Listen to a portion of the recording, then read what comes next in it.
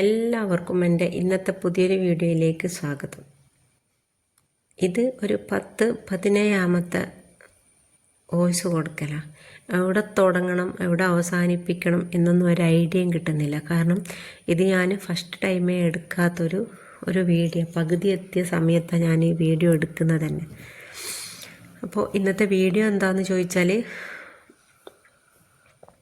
എനിക്കിന്നൊരു order ഉണ്ടേനു. അപ്പോൾ അതിൻ്റെ ഒരു വീഡിയോ ആയിട്ടാണ് ഞാൻ ഇന്ന് വന്നത്.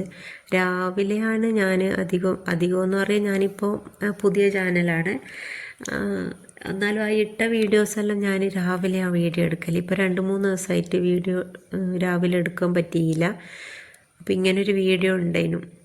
അപ്പോൾ ഞാൻ വിചാരിച്ചെന്നാൽ പിന്നെ അതങ്ങ് അപ്ലോഡാക്കാമെന്ന് വിചാരിച്ച്. എന്തായാലും കുറച്ച് ദിവസം ഡെയിലി വീഡിയോ ഇടണമെന്നുണ്ടായിരുന്നു.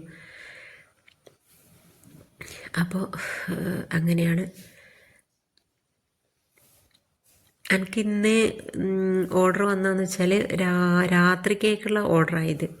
അപ്പോൾ ഞാൻ രാവിലെ തന്നെ അരി വെള്ളത്തിലിട്ട്, ഞാൻ ഉണ്ടാക്കുന്ന പത്തലിൻ്റെ അരി എന്ന് പറയുന്നത് ഒന്നെങ്കിൽ വൈറ്റ് ഹൗസ്, അല്ലെങ്കിൽ ഇന്ത്യ ഗേറ്റ്, അല്ലെങ്കിൽ കൗവരി, ഇങ്ങനെയുള്ള ഏതെങ്കിലും അരിയാണ് ഞാൻ വാങ്ങിക്കൽ. അതായത് നല്ല വിലേൻ്റെ അരി തന്നെ, റേഷൻ അരിയോ പച്ചരിയോ അങ്ങനത്തെ ഒന്നും ഞാൻ എടുക്കില്ല. കാരണം ഇതിന്ന് ഇപ്പോൾ ആവി വരുമ്പോൾ എന്തോ ഒരു സ്മെല്ലുണ്ടാവും.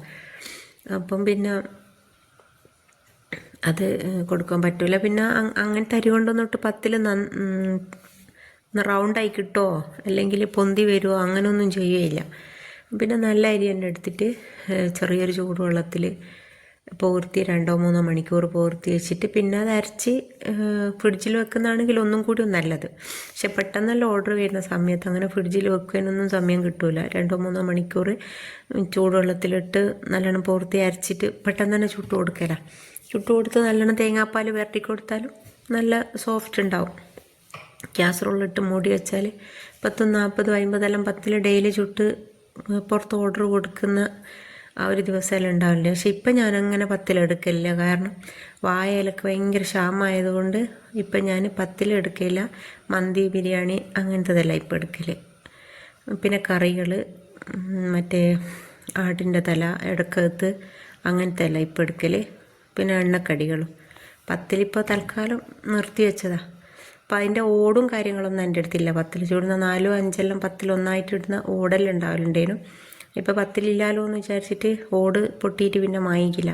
അപ്പോൾ ഇവർ അത്യാവശ്യം പറഞ്ഞതുകൊണ്ട് നീ ചൂടുന്നത് പോലെ ചുട്ടോ, പുരയിലേക്കാന്നുള്ള ഒരിതിൽ ചുട്ടോ എന്ന് പറഞ്ഞിട്ട് അങ്ങനെ ഞാൻ ഫ്രൈ പാനും ദോശക്കല്ലെല്ലാം വെച്ചിട്ട് ചുട്ടെടുക്കുന്നതാണ്. പക്ഷേങ്കിൽ നല്ലോണം നന്നാവുകയെല്ലാം ചെയ്തിക്ക് പ്രശ്നമൊന്നുമില്ല. 10 അവർക്കും വണ്ടിയുള്ളതിനും. പിന്നെ നമുക്ക് ഇനിയിപ്പം വേറൊന്നും ഉണ്ടാക്കണ്ടല്ലോ, നമുക്ക് അതന്നെ തിന്നാലോ എന്ന് വിചാരിച്ചിട്ട് അങ്ങനെ നമുക്കും അത് ചുട്ടെടുക്കുന്നുണ്ട്.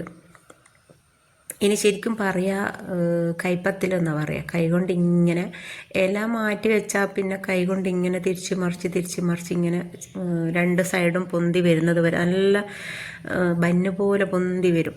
അപ്പോൾ അതുവരെ ഇങ്ങനെ കൈകൊണ്ട് ഇങ്ങനെ തിരിച്ച് മറിച്ചിട്ടുണ്ട്. എത്രയോ പ്രാവശ്യം കൈ പൊള്ളോ, ചൂട് പത്തിൽ മേലല്ലേ കൈ കൊണ്ട് ഇങ്ങനെ ചെയ്യുന്നത്. അപ്പോൾ അതിൻ്റേതായ ബുദ്ധിമുട്ടും കാര്യങ്ങളിലുണ്ട്. പക്ഷെ ഓർഡർ വന്നാൽ അത് എടുക്കണ്ടെന്നിട്ട് തോന്നുകയില്ല. കാരണം നമ്മളൊരു തൊഴിലാണല്ലോ ഇത്. അപ്പോൾ അങ്ങനെയൊക്കെയാണ് കാര്യങ്ങൾ.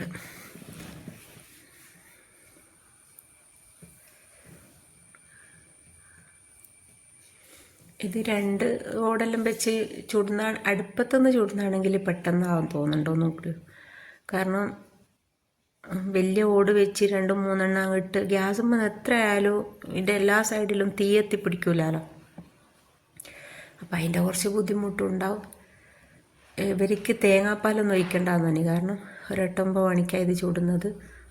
ആ സമയത്ത് തന്നെ ഒരു കുടിക്കുന്ന തേങ്ങാപ്പാലിന് വേണ്ട നമ്മൾ അർക്കേജോ അല്ലെങ്കിൽ പശു നെയ്യുണ്ടല്ലോ, അതെന്തെങ്കിലും പുരട്ടിയിട്ട് അങ്ങ് തിന്നോളൂ എന്ന് പറഞ്ഞു. പിന്നെ കൂട്ടത്തിൽ തന്നെ ഞമ്മക്കും ചുട്ട്, ഞമ്മക്ക് പിന്നെ ബീഫിൻ്റെ കറിയെല്ലാം ഉണ്ടേനു. അപ്പോൾ അതെല്ലാം കൂട്ടി നമ്മളും പത്തിൽ തിന്ന്. അപ്പോൾ ഇന്ന് ഇങ്ങനെയൊക്കെയുള്ള ഒരു വീഡിയോ, അടുക്കള വിശേഷമോ റെസിപ്പീസോ അങ്ങനത്തെ ഒന്നും ഇന്നത്തെ വീഡിയോയിൽ ഉൾപ്പെടുത്തിക്കില്ല. ഇതിൻ്റെ കറക്റ്റ് അളവ് എന്ന് പറയുന്നത് നമ്മളെ കയ്യിൽ ഇങ്ങനെ എടുത്ത് ഉരുട്ടുന്ന സമയത്ത് നമുക്ക് മനസ്സിലാവും. ഇത് ചുട്ട് ശീലമായാലും അങ്ങ് മനസ്സിലാവും ഇനി എത്ര അരി വേണമെന്നോ അതെത്ര ഇങ്ങനെ അരി ആറ്റിയെടുക്കണം എന്നുള്ളത്. അപ്പം അതിൻ്റെ ഒരു അളവിൽ അരി എടുത്ത് ഇല നല്ലോണം കൈ തുടച്ച ഇലയിൽ കുറച്ച് വലിയൊരു ഇലയാണെങ്കിൽ അതന്നെ മടക്കി വെക്കാൻ പറ്റും. അപ്പം ഇതാ പത്തിലെല്ലാം ചുട്ട് കഴിഞ്ഞ് നമ്മളെ പത്തിൽ നല്ല നല്ല പൊങ്ങ് പോലെ ആയിക്കും പത്തിൽ. അങ്ങനെ നമ്മൾ രാത്രിക്കകത്ത് ഫുഡ് കഴിക്കട്ടെ. അപ്പോൾ ഇത്രയൊക്കെ തന്നെ ഇന്നത്തെ വിശേഷമുള്ളൂ. വീഡിയോ ഇഷ്ടമായാൽ ഒന്ന് ലൈക്ക് ചെയ്യാനും ഷെയർ ചെയ്യാനും സബ്സ്ക്രൈബ് ചെയ്യാനും മറക്കല്ലേ. ഇൻഷാ അല്ലാഹ് അടുത്തൊരു വീഡിയോ ആയിട്ട് വീണ്ടും